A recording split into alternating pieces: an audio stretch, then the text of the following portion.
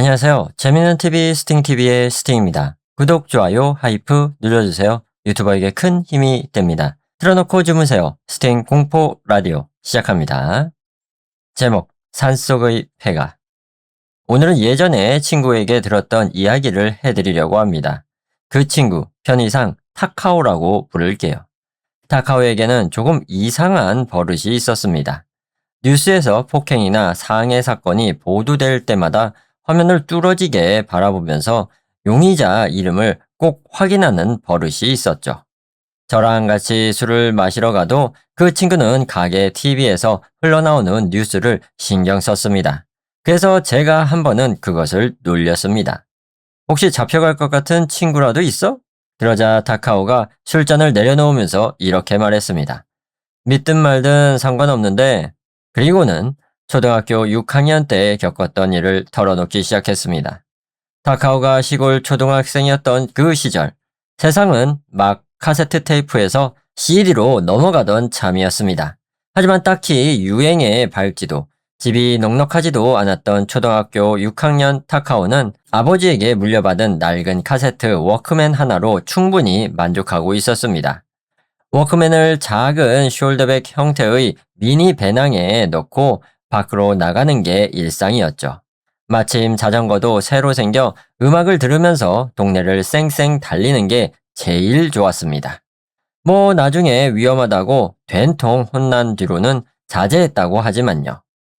어느 날 같은 반 친구 요스케가 찾아왔습니다. 타카오, 너도 자전거 생겼지? 어디 멀리 나가보자. 타카오도 두말 없이 찬성했습니다. 배낭을 메고 일요일 아침에 둘이서 자전거 페달을 밟기 시작했습니다. 요스케, 어디까지 가? 한 번도 안 가본 길로 가자. 평소에 잘 다니지 않던 시골길을 골라 달리고 또 달렸습니다. 어디로 어떻게 달렸는지도 모른 채로. 해가 기울기 시작할 무렵 둘은 어느새 고갯길로 접어들어 산속 깊이 들어와 있었습니다. 탐험을 좋아할 나이였습니다. 둘은 자전거를 짐승이 다니는 좁은 숲길 옆에 세워두고 길도 없는 곳으로 발을 들였습니다. 동네 숲에 비밀기지를 만든 것처럼 여기에도 만들어 볼까 싶었는데 그럴 시간도 없이 금방 해가 뚝 떨어지고 말았습니다. 산속이 어둠에 잠겼습니다. 낮에는 새소리가 가득하던 숲이 해가 지자마자 무거운 침묵으로 바뀌었습니다. 나무 사이로 스며드는 바람이 등줄기를 차갑게 훑고 지나갔죠. 큰일 났다. 타카오가 중얼거리는 순간 이마에 뭔가 떨어졌습니다. 비였습니다. 소나기처럼 세지는 않았지만 이슬비라고 하기에도 애매한 비. 둘은 넘어지지 않을 만큼만 조심하면서 빠른 걸음으로 돌아갈 길을 찾았습니다. 하지만 해가 진 산길은 그냥 숲풀이나 다름없었습니다. 둘 다 읽던 과학 잡지 부록으로 달려있던 펜라이트를 챙겨온 게 그나마 다행이었습니다. 그걸 켜고 걸었지만 자전거를 세워둔 곳은 감도 잡히지 않았습니다. 둘은 일단 내리막길을 찾아 산을 내려가려 했지만 내려가면 오르막이고 올라가면 내리막이고 방향 감각은 완전히 마비 상태였습니다. 타카오의 숨소리에 울음기가 섞이기 시작했습니다. 요스케, 여기 어디야? 모르니까 헤매고 있잖아. 요스케의 숨도 거칠어졌습니다. 걷다 보니 어느 지점에서 낡아 빠진 분홍색 테이프가 나무 사이에 쳐져 있는 게 보였습니다. 사람이 만든 무언가를 발견하고 조금 안심했는데 한참 전에 쳐놓은 것 같은 게 테이프 끝을 따라가 보니 중간에 끊겨서 땅바닥에 떨어져 있었습니다. 더 쓸쓸해진 두 사람은 서둘러 앞으로 나아갔습니다. 비는 기어코 두 사람의 피로를 2배로 끌어올렸습니다. 어야! 갑자기 요스케가 나무들 사이에서 소리를 질렀습니다. 보니까 나무들 사이에 가느다란 새끼줄이 쳐져 있었고 요스케가 얼굴로 그걸 받은 것입니다. 이번 줄은 중간에 끊어지지 않고 두 사람의 빈약한 시야 밖으로 계속 이어져 있었습니다. 타카오는 왠지 모를 불쾌감을 느꼈습니다. 아까 분홍 테이프에 이어 이 새끼줄까지. 마치 여기는 들어오지 마라고 경고하는 것 같은 느낌이었죠.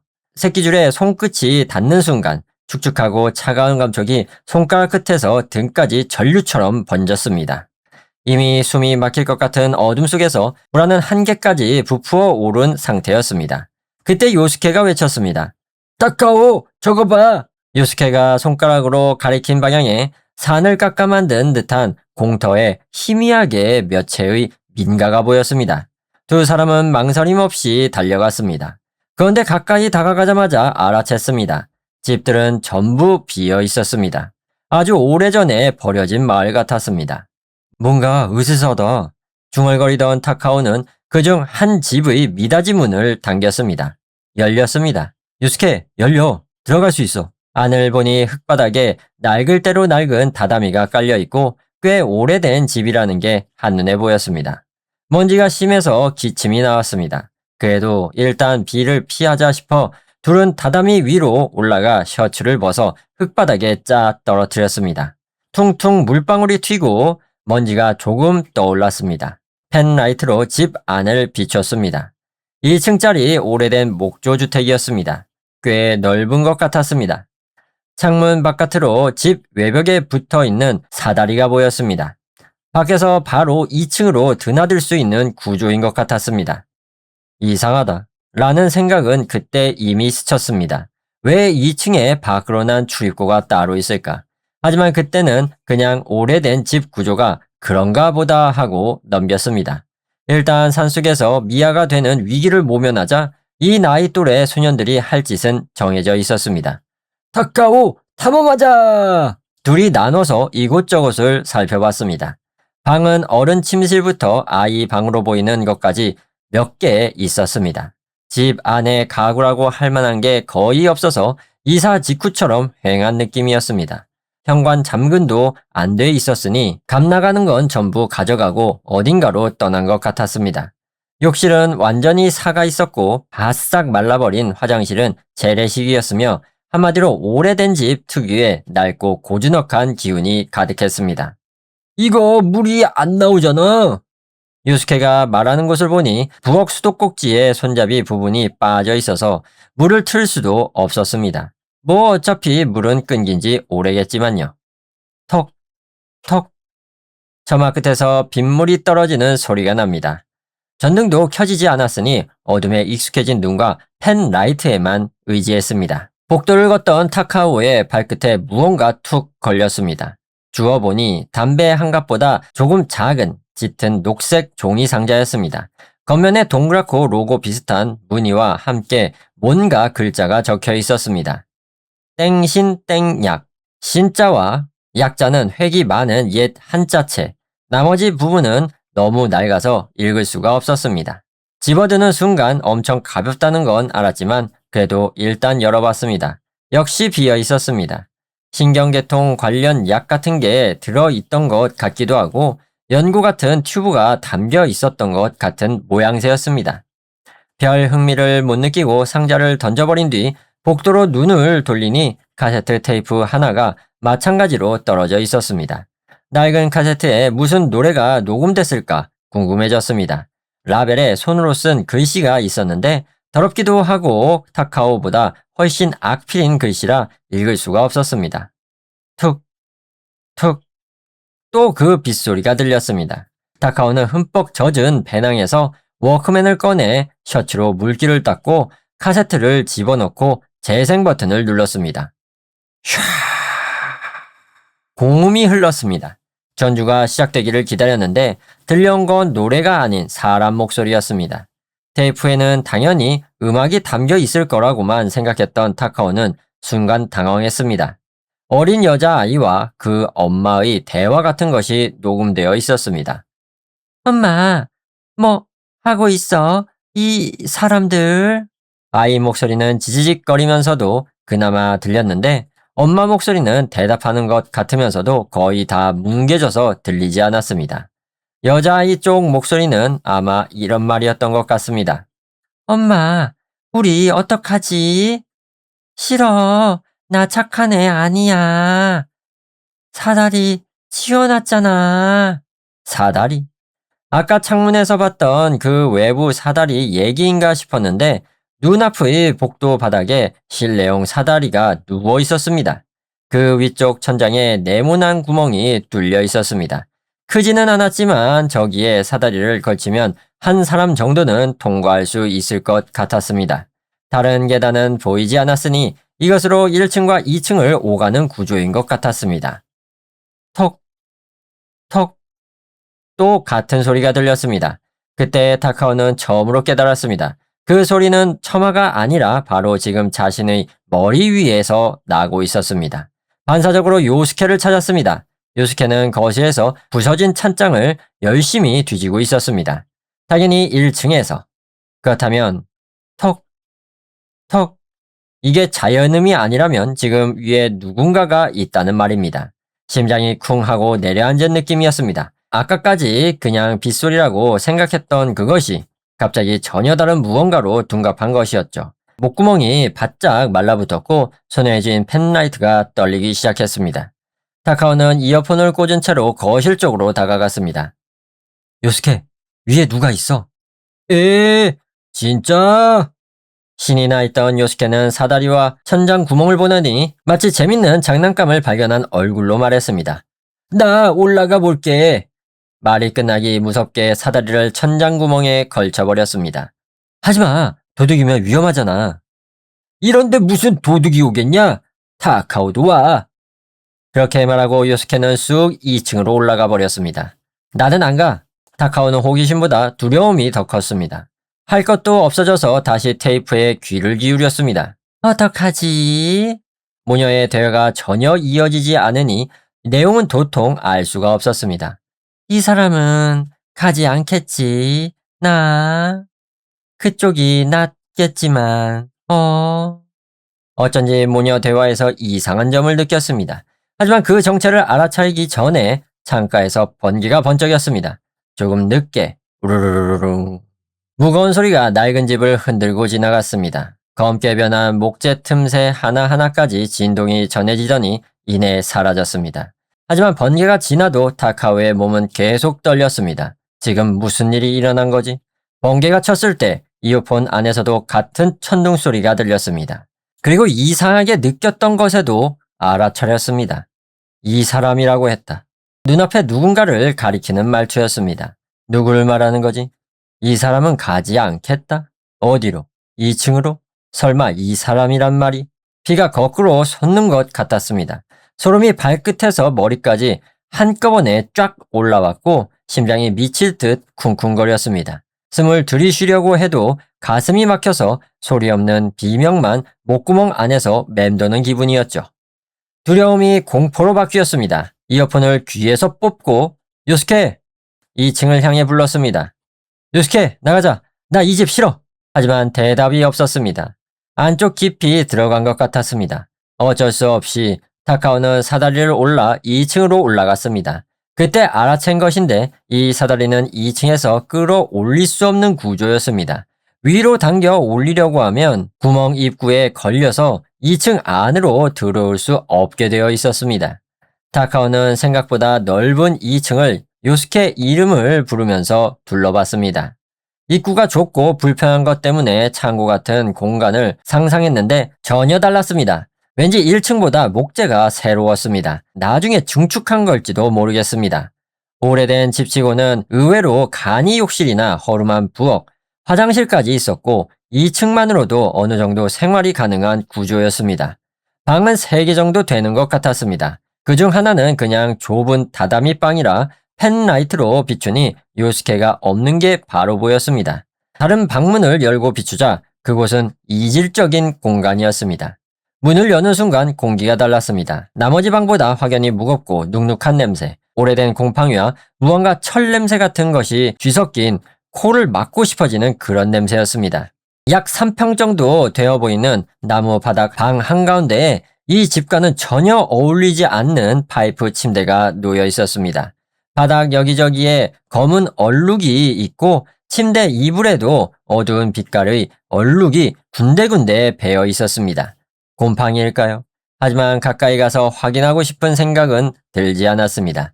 이 방은 다른 곳보다 유독 공기가 무거운 느낌이 들었습니다. 수납 공간도 없었고 요스케도 보이지 않았습니다.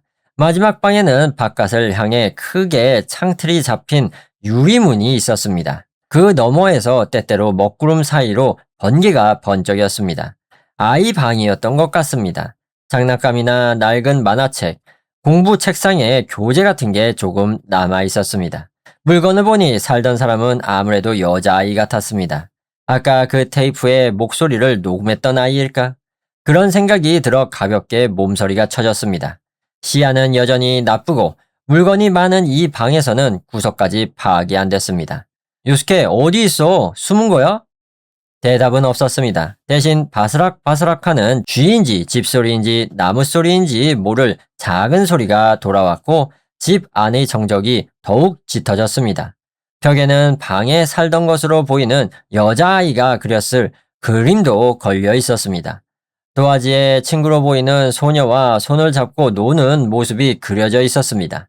이상하게도 두 사람이 똑같은 옷을 입고 있었지만 아이가 그린 그림이라 그런 거겠거니 했습니다. 아까 부엌에도 그릇이 몇 개 있었고 1층과 2층이 완전히 다른 집 같다고 생각하면서 타카오는 유리문 쪽으로 다가갔습니다. 방향으로 봤을 때 아까 본 외부 사다리는 이 유리문 아래쪽에 붙어 있을 것 같았습니다. 이렇게 많이 불렀는데도 나타나지 않는다는 건 요스케는 이미 여기 없는 게 아닐까 생각이 들었습니다. 이 방에 붙어있는 사다리를 타고 2층에서 밖으로 나간 거겠지. 타카오는 그렇게 결론을 내리려 했습니다. 유리문을 열자 베란다처럼 작은 공간이 있었습니다. 역시 여기가 외부에서 드나들 수 있는 또 다른 입구였습니다. 요스케 내려간 거야? 그런데 뭐야 이게? 나도 모르게 목소리가 새어나왔습니다. 베란다 아래에 사가버린 사다리가 중간부터 꺾여서 낡은 집 벽에 기대어 있었습니다. 아래에서 봤을 땐 몰랐습니다. 이건 쓸 수가 없었습니다. 타카오는 심하게 동요했습니다. 그럼 요스케는 어디 있는 거야? 외로움이 2배가 됐습니다. 섬에 혼자 남겨진 것 같은 느낌. 왜 이러는 거야? 다리가 굳고 식은땀이 흘렀습니다. 천장에서 뭔가 삐걱거리는 소리가 들렸습니다. 바람 때문인지 아니면 다른 무언가 때문인지 타카오는 그 소리를 들으면서 지금 자신이 완전히 혼자라는 걸 다시 한번 실감했습니다. 번개가 잠잠해진 사이의 정적 속에서 빼놓은 이어폰에서 소리가 새어나오고 있었습니다. 더 이상 듣고 싶지 않았습니다. 끄자. 배낭에서 워크맨 본체를 꺼내 테이프를 빼려고 했습니다. 꺼내기 버튼을 누르려는 순간 타카오는 알아챘습니다. 아직 정지하지 않았을 텐데 테이프는 돌아가지 않고 있었습니다. 전원 램프도 꺼져 있었습니다. 보니까 워크맨의 플라스틱 이음새에서 물이 스며나오고 있었습니다. 배낭에 밴 물 때문에 망가진 것 같았습니다. 언제부터 망가진 거지? 떨리는 손으로 이어폰을 살며시 귀에 갖다 댔습니다. 엄마, 토모에가 한테서 화났다고 하던데. 그때 테이프는 멈춰 있었습니다. 타카오는 자신도 기억은 잘 못하지만 아마도 비명을 질렀다고 합니다. 도망쳐야 한다. 여기는 안 된다. 뒤를 돌아보자 아이 방 구석 책장 그늘에 누군가가 있었습니다. 등을 보이며 웅크리고 있었는데 요스케였습니다. 물건 그늘에 가려서 알아채지 못했던 것 같습니다. 펜라이트도 갖고 있지 않았습니다. 요스케, 왜 대답 안 했어? 여기서 나가자. 가려워, 가려워. 그러면서 요스케는 꼼지락거리고 있었습니다. 타카오는 짜증이 나서 빨리 일어나! 그렇게 말하며 요스케의 어깨를 잡아 자기 쪽으로 돌렸습니다. 요스케는 자기 얼굴을 긁어대고 있었습니다. 얼굴 피부가 터지고 여기저기 피가 배어나와 있었습니다. 타카오는 몇 초 동안 말을 잃었습니다. 불빛에 비친 그 얼굴은 사람의 얼굴이 아닌 것처럼 보였습니다. 코와 볼이 손톱에 패여 벌겋게 부어올라 있었고 손가락 끝에는 핏기가 묻어 있었습니다. 그래도 요스케는 바삭바삭 소리를 내며 계속 얼굴을 긁고 있었습니다. 뭐 하는 거야? 그만해! 가렵단 말이야! 가려워서! 턱, 턱. 그 순간 등 뒤에서 기척을 느꼈습니다. 타카오가 돌아보자 허름하다기보다는 낡고 떨어진 옷을 입은 자신들과 비슷한 또래의 여자아이가 방 한가운데 서 있었습니다. 우와! 이번에는 확실하게 타카오는 비명을 질렀습니다. 여자아이는 얼굴을 숙이고 있어 표정이 보이지 않았습니다.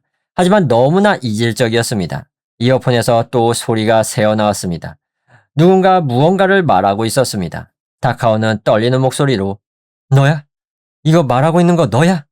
여자아이는 답하지 않았습니다. 타카오는 이어폰에 귀를 댔습니다. 나 아닌데 그 애는 토모에. 목소리가 지금까지보다 훨씬 멀었습니다. 화났으니까 2층은 안 돼요. 아!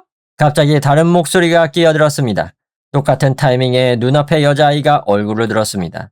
그 얼굴은 새빨간 긁힌 자국으로 갈기갈기 찢겨 있었습니다. 딱지를 다시 뜯어낸 것처럼 패인 곳과 솟아오른 곳이 겹겹이 뒤엉키고 온통 피범벅이었습니다. 그럼에도 분명히 얼굴에 드러나 있는 분노의 표정과 눈이 마주친 타카오는 이성을 잃었습니다. 으아!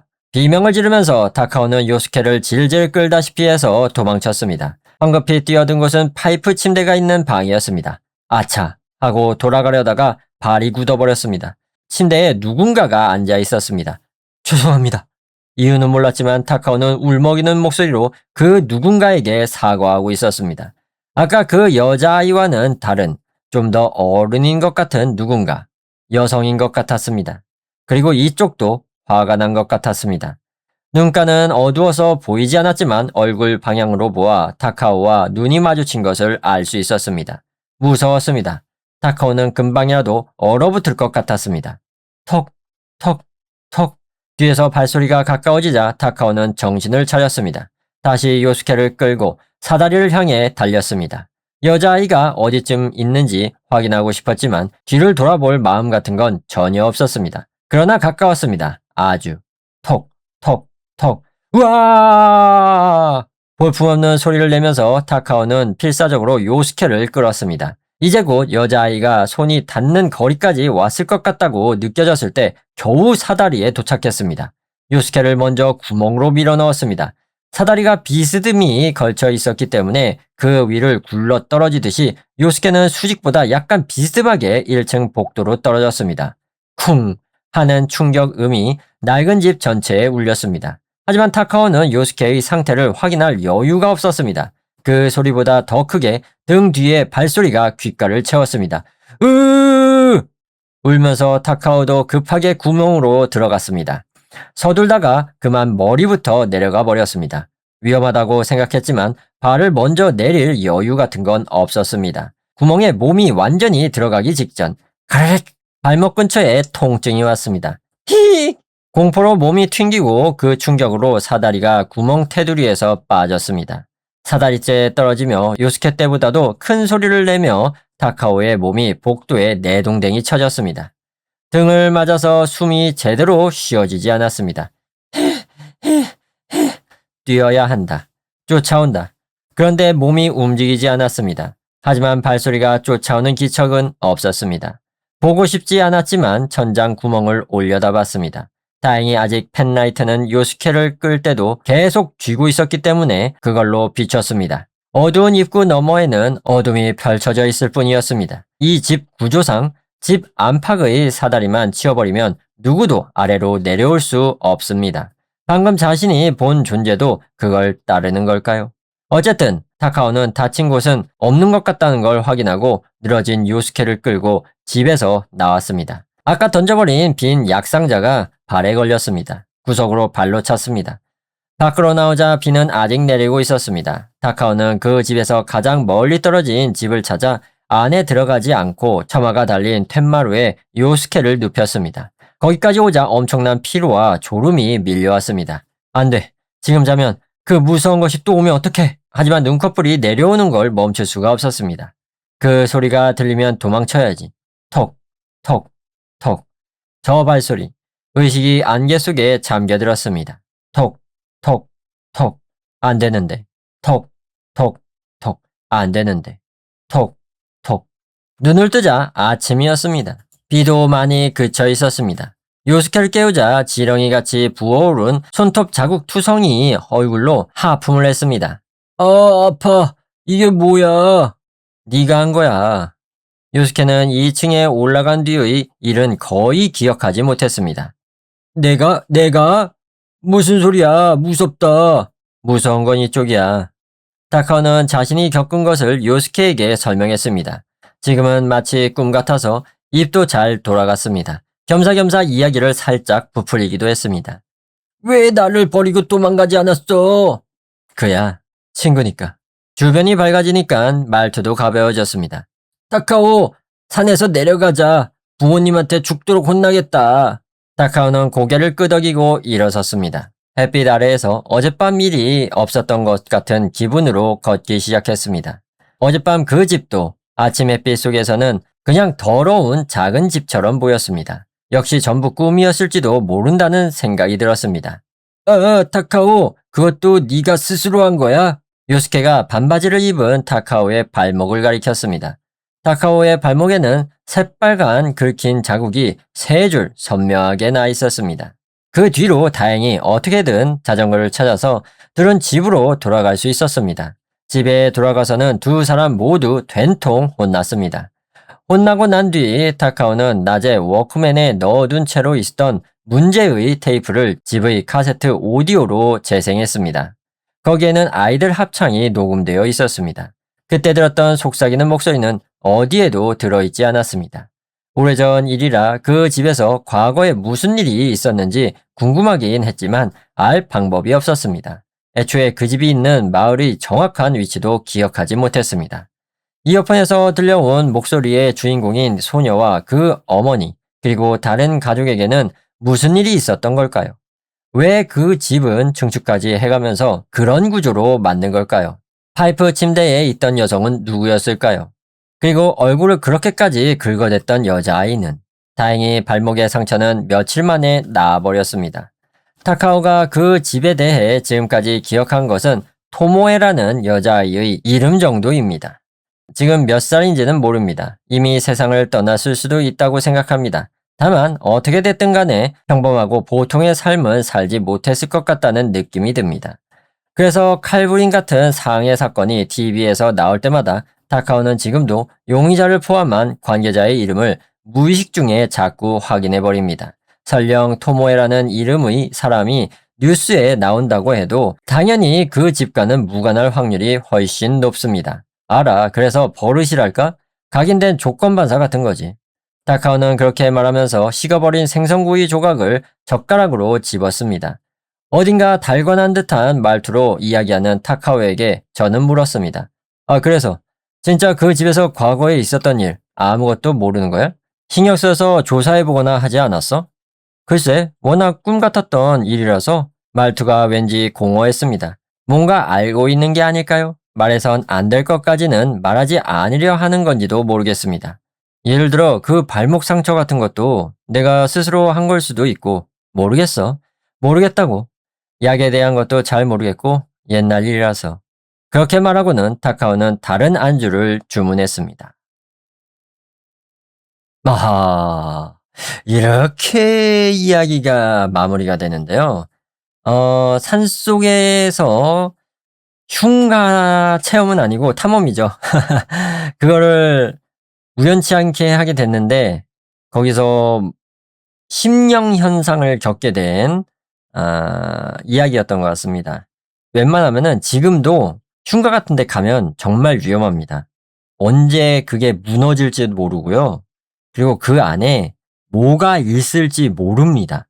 그렇기 때문에 너무나 위험해요. 그래갖고 안 가는 게 가장 좋겠죠. 재밌게 잘 읽었습니다.